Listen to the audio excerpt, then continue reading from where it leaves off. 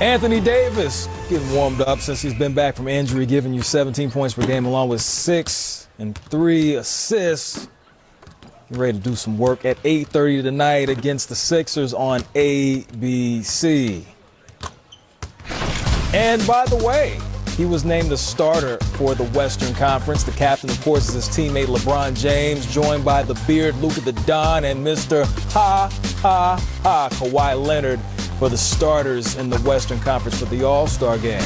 To the East, my brother to the East, Kemba Walker, Pascal Siakam, Giannis, The Process, and Trey TL are your starters in the East. And of course, All-Star Weekend can be seen exclusively on TNT. So, the question is, did the voters get it right? This was a heated conversation we had in the production meeting. We were talking about a lot of different names. We'll start with the Eastern Conference. Earl, you see the Eastern Conference. Do you like the starters, or maybe is there something that maybe should have been adjusted? Obviously, Jimmy Butler should have been a starter. Trae Young should have been a reserve. But it's not our choice. It's the fans have a lot to say with it. It's an all-star game. And it's a different time. Social media and marketing is big now. And it's almost become political for the all-star game. No, it has. I mean, this is really a conversation about how we classify, right? Because Jimmy Butler is listed as a forward. And because he's listed as a forward, you have, of course, Siakam and Giannis. And so if he's listed as a guard, it's a different conversation. Jimmy Butler is the best player on the second best team right now in the Eastern Conference. He should be an all-star starter. Well, let's move to the Western Conference to talk about reserves. We're looking at the reserves. We see who are the potentials. These are the picks for each individual. Earl, I see your list. Wes, I see yours as well. See Rudy Gobert listed on there. And definitely he's deserving in many eyes. So with that being said, in TV we call it a segue. We welcome in Rudy Gobert, who's coming off a huge game, getting the victory. Your Jazz are just playing at a magnificent level. You've won 19 of the last 21 games, 5 blocks, 22 points, 17 rebounds. Obviously, you had a great day. You set a record, 4 straight games scoring 20 points. When did you become this offensive juggernaut, sir? I mean, I just try to keep working hard, and I feel like I'm getting better and better, and my teammates are trusting me more and more, so it's all about playing as a team, and we've been doing that lately. Hey, Rudy, I have a question. This is Earl Watson. I played in Utah for the amazing Jerry Sloan. So my question to you is this: for the players who don't know and fans who are outside of Salt Lake City, can you talk about that fan base and how that fan base momentum propels that team and how they embrace you guys around the city? I mean, they're really amazing. You really feel like it's almost like family. These guys are taking everything too hard, and they lift us. Every night, in the bad moments, in the good moments, they're always behind us, and we can really feel the energy every time outside the gym and in the gym. Rudy, you guys are on a great run. What would making the All-Star game mean to you? I mean, I think it's all about what we've been doing as a team. I think we've been playing great basketball. We're second in the West right now. And, it's all about having guys that can represent the Utah Jazz. Obviously, as a kid, you want to be an all-star when you play basketball. That's a goal. But it's all about trying to win a championship and keep getting better and better, throughout the season.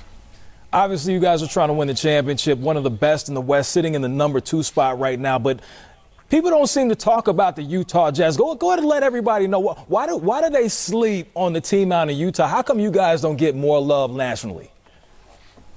I mean, I'm not going to go there today, but, it's not, social media, I know that, how that works. But it's all about, for us, it's all about keep winning. If they don't want to talk about us, it's fine, because at the end of the day, the goal is to keep playing until June and try to get try to get to the finals and try to get a ring.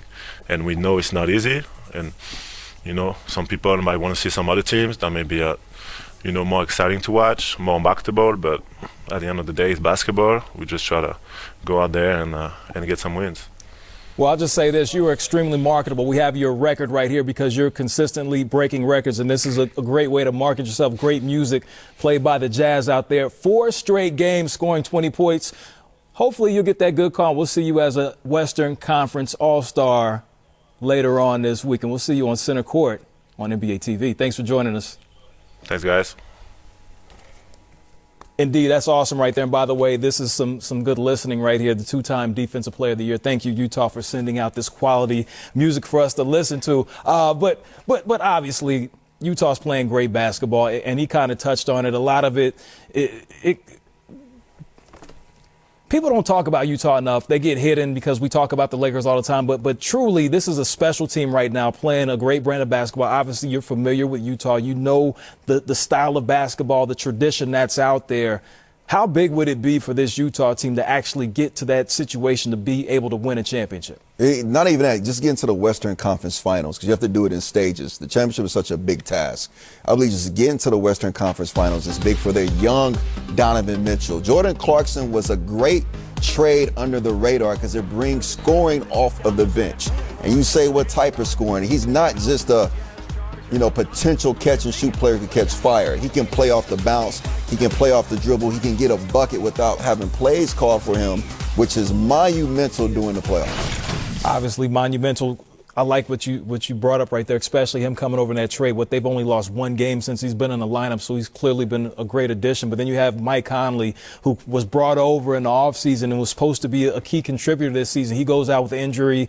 They end up playing very well without him being in the lineup. Now, easing him back in, how is that going to work going down the stretch, getting him back into the lineup? Well, Mike Conley is going to be critical for this team down the stretch, and they have the luxury of working him back in, and the luxury that Mike Conley is one of the great veterans in the league who's going to understand that even though he's making $30 million a year, this team is playing great, and he's got to find his way into a new organization.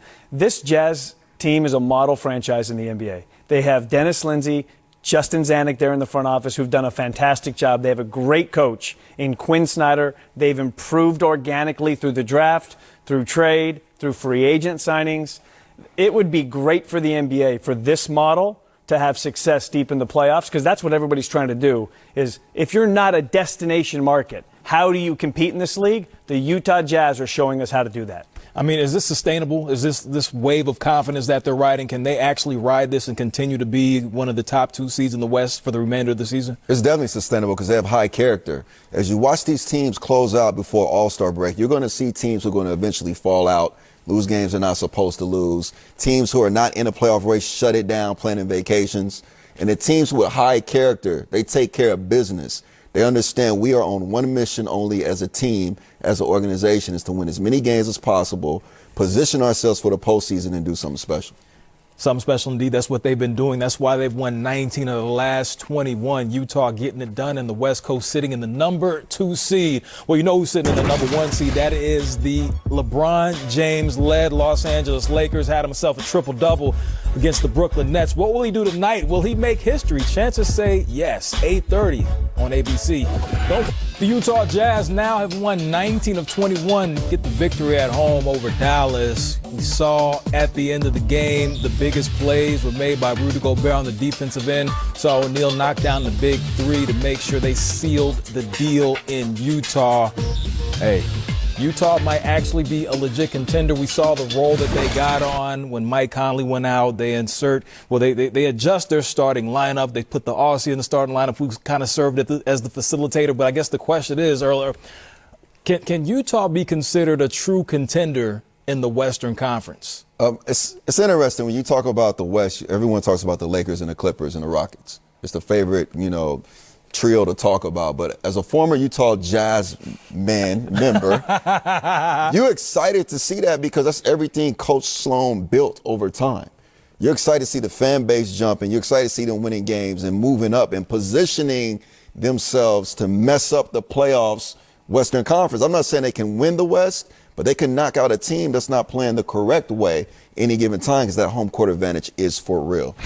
Home court advantage indeed. As we take a look at the up-to-date standings right now, the Utah Jazz now sitting comfortably, I'm going to say comfortably, Clippers are a half game back, but the Jazz are right there in position, right where they want to be in that second seed. Wes, what are your thoughts? I mean, can they truly be a true contender in the West? Well, they have played great over the last 21 games where they're 19-2, and that was most